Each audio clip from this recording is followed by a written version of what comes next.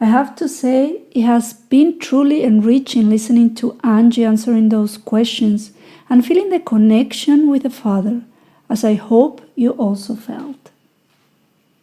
Well, I guess we certainly are potential cosmic citizens, right? But we do need a change in our consciousness in order to make it a reality. So, what is cosmic citizenship and how can we apply it practically? This is the theme of our next presentation. Jeffrey Wattles is a committed reader of the Urantia book and has been reading it for 50 years. I was 2 when he started.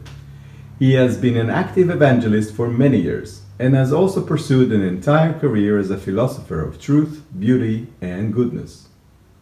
Jeffrey says that 6 years ago, at 70, he began to focus primarily on love, mercy, and ministry. But because real progress is slow, 9 years from now, when he's 85, he's going to focus on justice, power, and sovereignty. Let me say no more.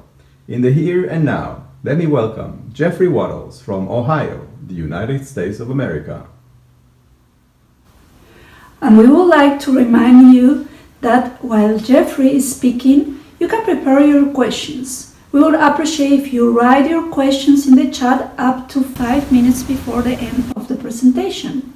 And remember to select the language of your preference by pressing the proper option at the center button of your computers or cell phones.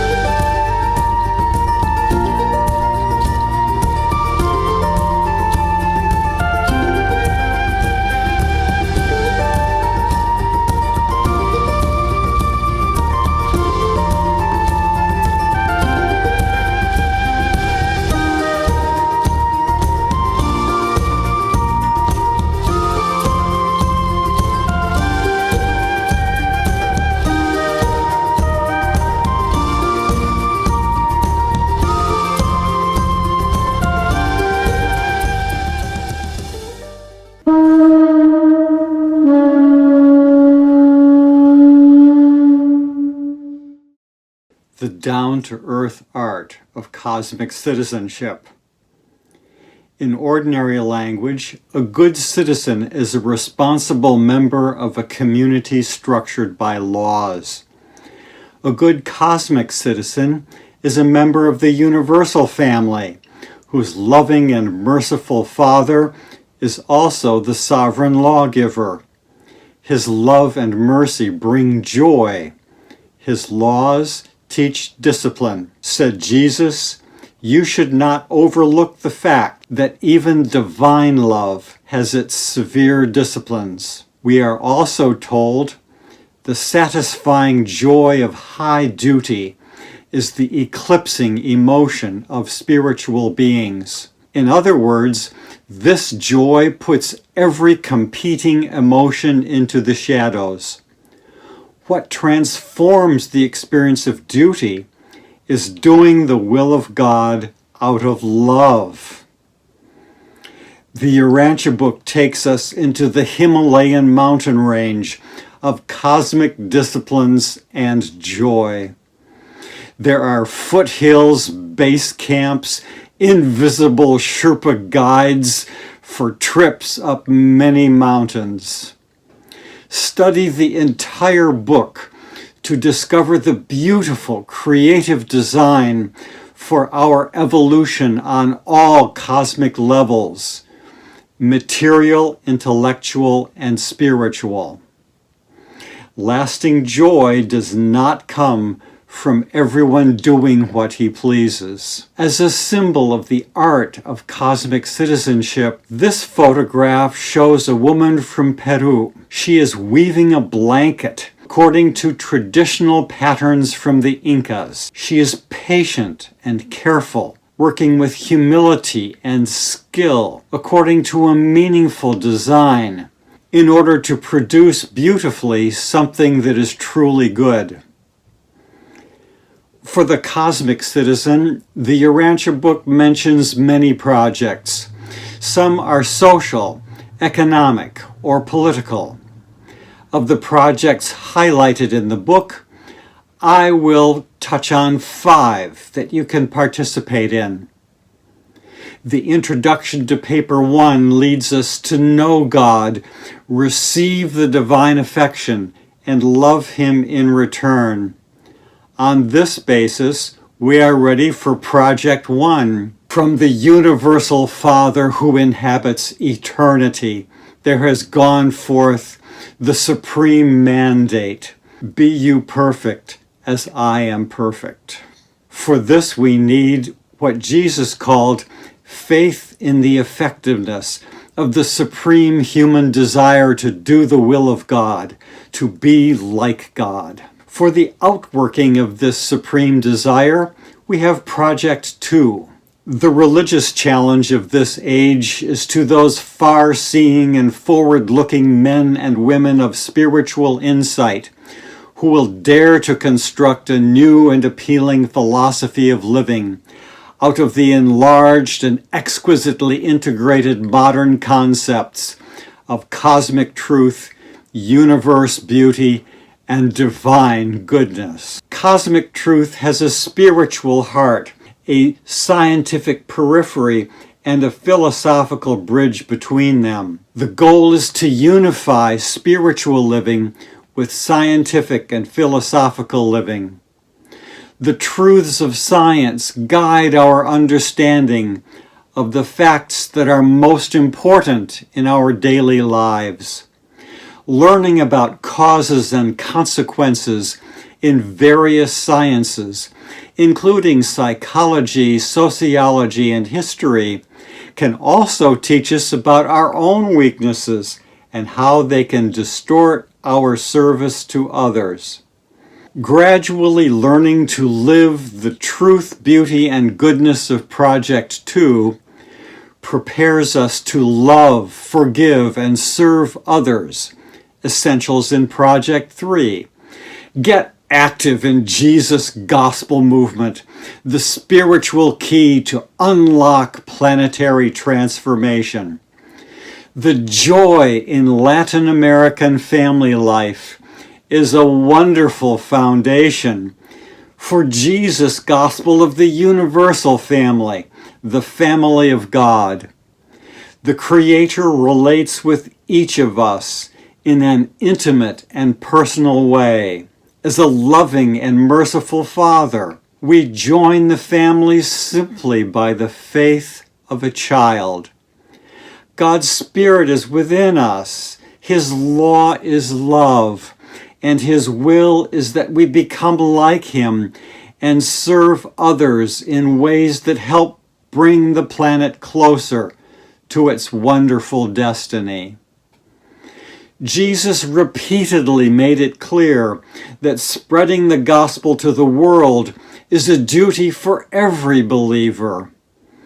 To get Jesus' gospel movement back on track, we honor the core of the gospel, the fatherhood of God and the brotherhood of man.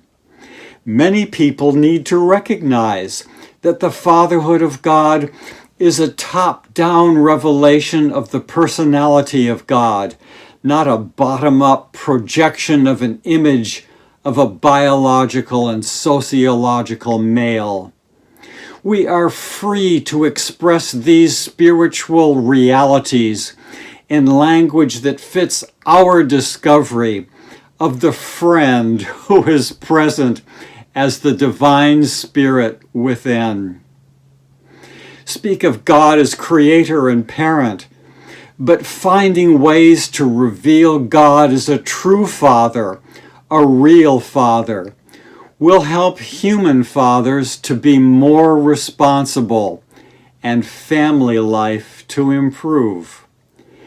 If we joyously discipline ourselves to obey the truth, The cosmic consequences are awesome. Leaders who depend solely on Jesus and his teachings will sooner or later lead a planetary spiritual renaissance, which will make possible the social, moral, economic, and political reorganization of the world. We proclaim the gospel by our lives and teachings if this is what we most desire to proclaim. There are natural human tendencies to proclaim something else to the world. Me, or my project, my projects, my 5 projects, or Jesus, Jesus, Jesus, or the Urantia book, the Urantia book, the Urantia book. The Apostle Peter, bless him, was enthusiastic, passionate, and spontaneous, but undisciplined. As soon as Jesus was gone, Peter felt inspired to replace Jesus' original gospel by advanced teachings which appealed to the public by centering on Jesus as the divine Son of God. Jesus taught us how to spread the gospel effectively when he said to the miller, "In your living and loving ministry, serve spiritual food in attractive form and suited to the capacity of receptivity of each of your inquirers." This receptivity principle calls for factual realism. It implies that we don't hand an algebra textbook to someone who is just beginning arithmetic. In most situations, we introduce the Urantia book only to those who are safely and securely in the family of God. We do not confuse the gospel movement with the Urantia book movement. The gospel movement leads directly into Project 4. The great hope of Urantia lies in the possibility of a new revelation of Jesus with a new and enlarged presentation of his saving message, which would spiritually unite in loving service the numerous families of his present-day professed followers. Think of them: Eastern Orthodox, Catholic, evangelical, mainline, and charismatic Protestants, and none of the above. Research shows that when persons from these groups gather together to pray, listen to God, and support one another in sharing Jesus' message with their religious groups and surrounding communities, theological differences do not get in the way. For all 4 of these previous projects, we find guidance through the last one: to work wisely with the Urantia book, whose authors reveal this cosmic mountain range as they help us to grasp the reality of spiritual values and to comprehend the philosophy of universe meanings. There is one last hard saying, a Mount Everest truth that implies cosmic discipline. Never in all your ascent to paradise will you gain anything by impatiently attempting to circumvent the established and divine plan by shortcuts, personal inventions, or other devices for improving on the way of perfection, to perfection, and for eternal perfection. As we learn these things, if we are patient in God, happiness expands. There is no hurry, and we have divine help every step of the way. I now apply the receptivity principle and propose an ideal dream about introducing people to the Urantia book. We do not turn ideals into absolutes, and we recognize exceptions to general principles in particular situations. This is a dream which I personally pursue and which I now dream for you. Please, relax in your seats, and if you like, dream with me. The first two projects help you become like God. You learn to weave spiritual living together with scientific living. You thus gain the beautiful wholeness of righteousness, and people are attracted to you. Then with the next two projects, in teamwork with other followers of Jesus, you help people to get solidly established in the faith of the gospel. Then a truth lover comes to you with questions. Wisdom gives you the green light. You joyfully introduce this soul to the Urantia book, and the person joyfully receives it. The promise of this presentation is clear. If you accept the disciplines that you discover in the Urantia book and joyously channel your creativity accordingly, then you are becoming skilled in the down-to-earth art of cosmic citizenship.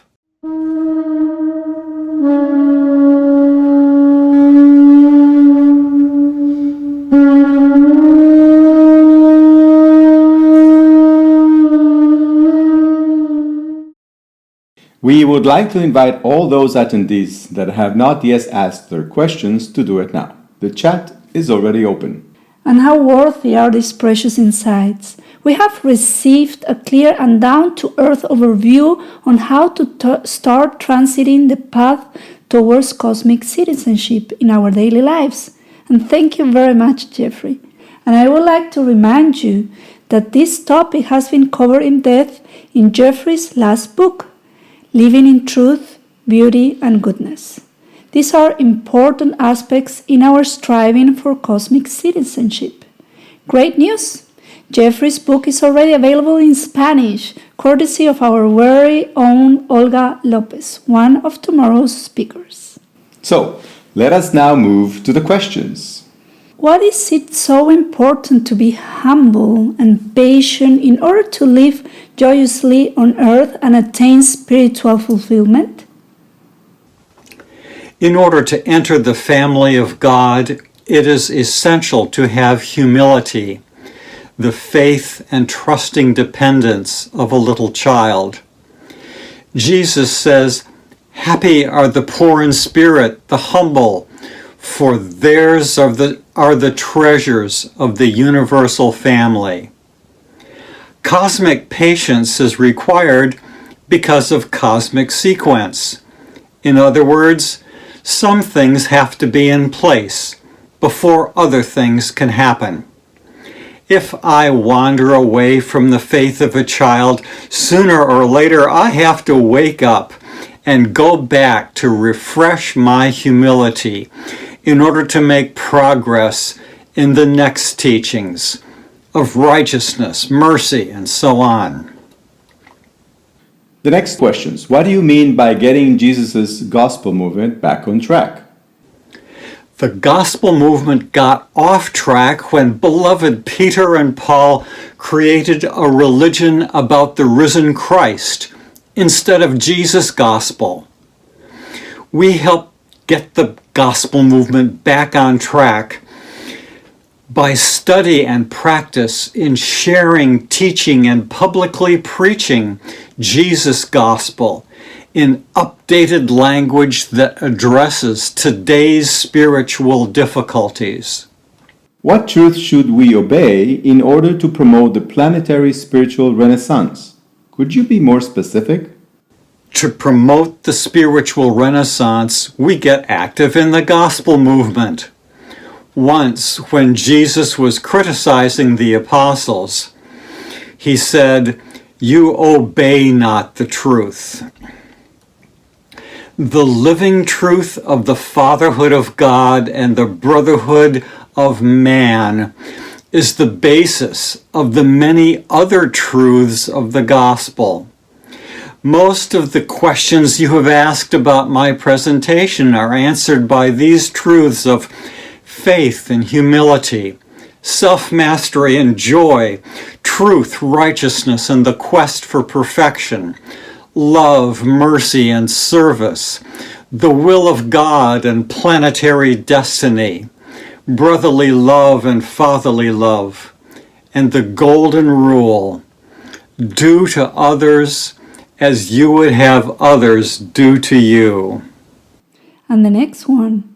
What is the planet's wonderful destiny that we approach while serving others and becoming more like God? We pray to our Father, your kingdom come, your will be done on earth as it is in heaven. Jesus showed us the way to live the will of God in a heavenly way while living on earth. Imagine everyone in the world living like that. That is the planet's wonderful destiny. So here comes another question. It is clear that doing the will of God must be motivated by love. However, how in daily life do you know that God's will is? Go to paper 91, section 9, conditions of effective prayer. Condition number 1, you must sincerely and courageously face the problems of universe reality. You must possess cosmic stamina.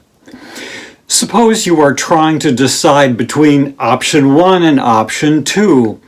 You look down each road and see the difficulties. You mobilize cosmic stamina to embrace whatever the Father wills. Next, you do your best to solve the problem, and then you must surrender every wish of mind and every craving of soul to the transforming embrace of spiritual growth. You let go of attachment to your best thinking and your soul's most cherished spiritual values. God answers your prayer by giving you an expanded revelation of truth, an enhanced appreciation of beauty, and an augmented concept of goodness. And another. Why do people on earth wrongly believe that joy comes from doing what one pleases? What do you think or know is the reason for that? There are 3 reasons. First, it is natural and normal for God's creatures to enjoy doing what they please. Second reason, sin that comes from denying the reality of God and rebelling against our Father's will. Third reason, a lack of growth in the golden rule. Do to others as you want others to do to you. The next 3 questions are about this rule. Jesus calls it the rule of living. So we continue with the next 2 questions. How is the spiritual food we have to serve in an attractive form suited to the capacity of receptivity of those who eat it, related to the golden rule? Now we come to the 4th interpretation, the level of brotherly love. This involves wholehearted devotion to the well-being of others in social service, based on the fatherhood of God and the brotherhood of all humankind. In that wholehearted love, some people may share the Urantia book with enthusiastic compassion, with everyone that they're meeting for the first time, all kinds of people. But the 5th interpretation, the moral level of the golden rule, goes higher. Here we gain philosophical insight into the eternal fitness of human relationships. We study in order to introduce the Urantia book in accord with its teachings. And how is serving spiritual food wisely also related to the fatherly love and not just to brotherly love? Finally, we come to the sixth and highest interpretation, the spiritual level of fatherly love, where we treat others as we know Jesus would treat them. And one more. What is it to be a responsible member of the universal family in relation to the Father's laws? God, the sovereign lawgiver, is a king and we are his loyal subjects. But far transcending that fact is the truth that we are his sons and daughters. When we are merely serving an all-powerful king, motivated by fear rather than love, we are not in the family. But when the Father's will becomes our will, then we are in the universal family. Which is the most important universal meaning you have understood and the most transcendental spiritual value you have grasped? Would you be so kind to share it with us? The greatest value ever revealed to me was when I was alone at night, looking above the treetops into the sky, when the heavens rushed open and I experienced the truth of the reality of the universal Father as completely liberating. The greatest concept I am beginning to understand is the cosmic mind, which enables us to gain insightful intuition of reality on three levels. 1, the laws of material causes and consequences that operate in our present situation.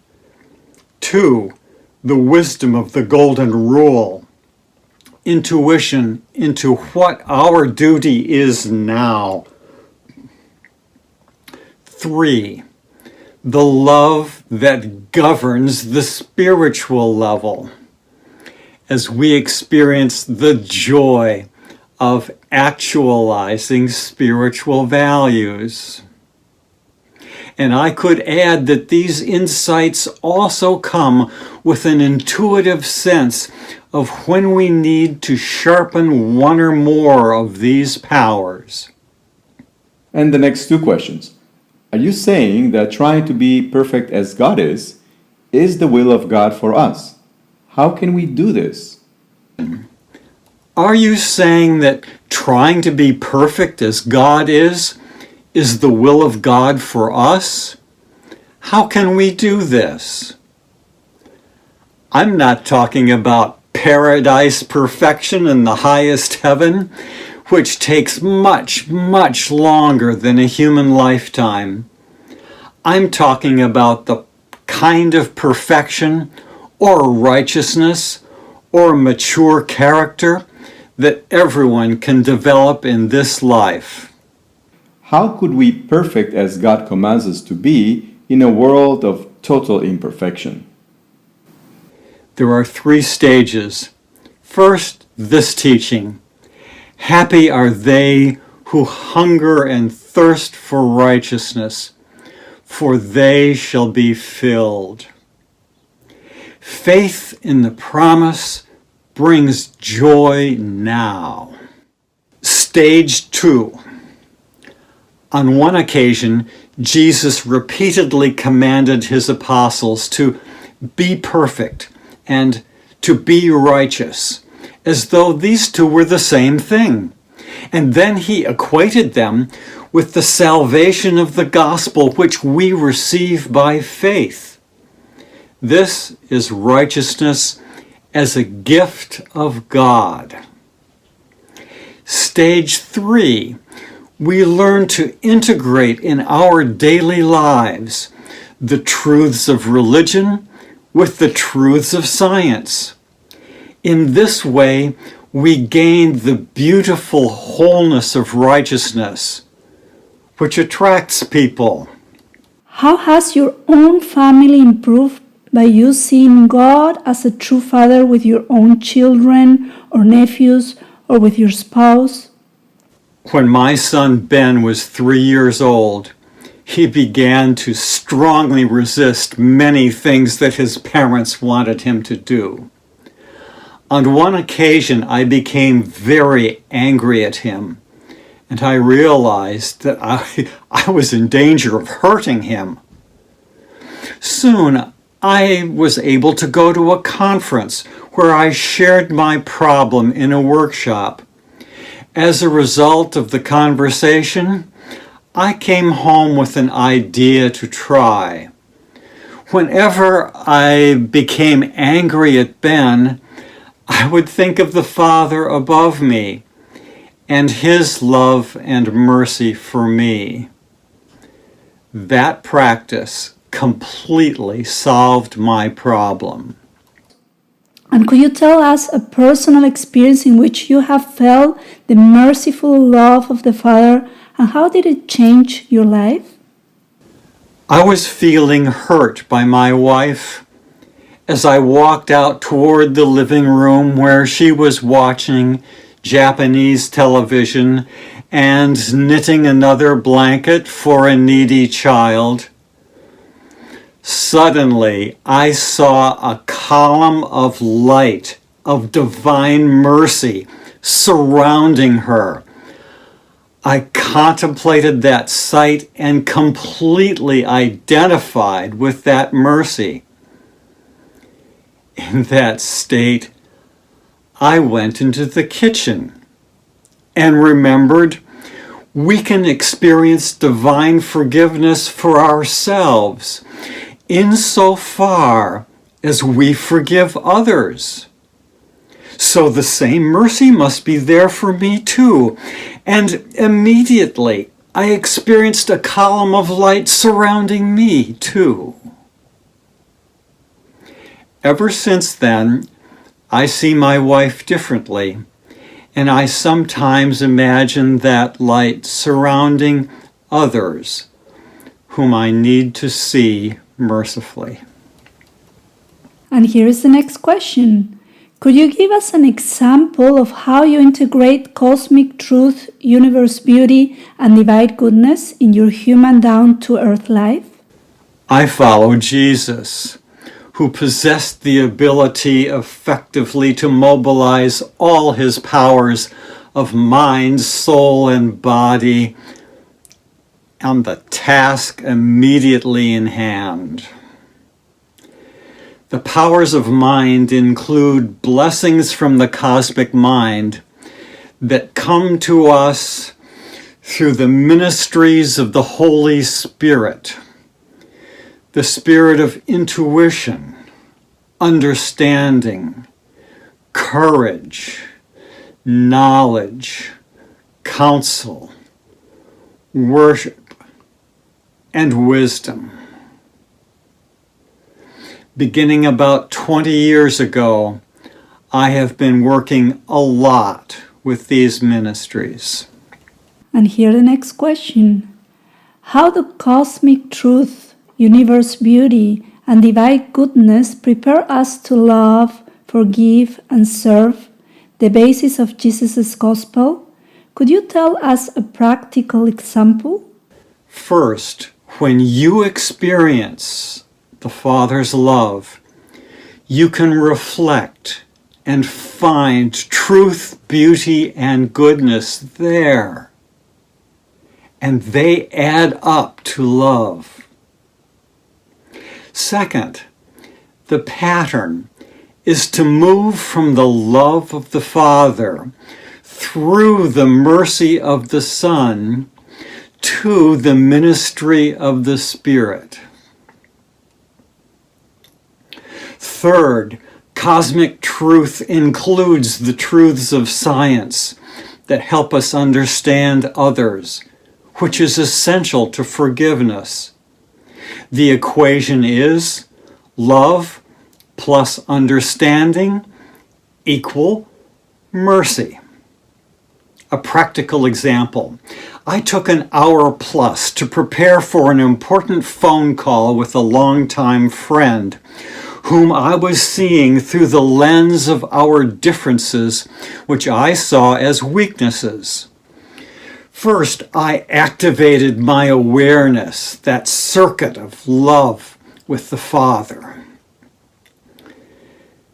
Then I thought, as I was beginning to flow that love to the other person, then I thought for a long time about those characteristics and the factors in my friend's life that played a role in forming those habits.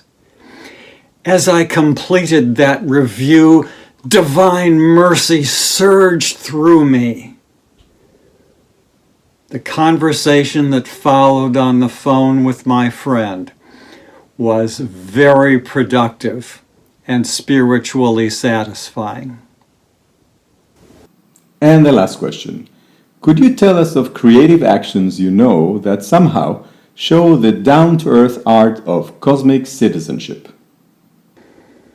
When I experience fear and anxiety, I often imagine being in the Bethsaida hospital when Jesus came in to greet patients. I become one of those expectant and faith-dominated persons in the presence of a strong, positive, beneficent personality whose ministry banishes fear and destroys anxiety. My heartfelt thanks to the team of questioners for your important contributions.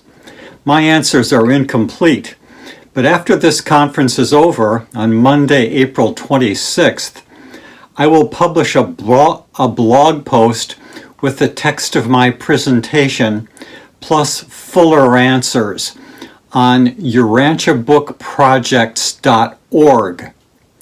urantiabookprojects.org.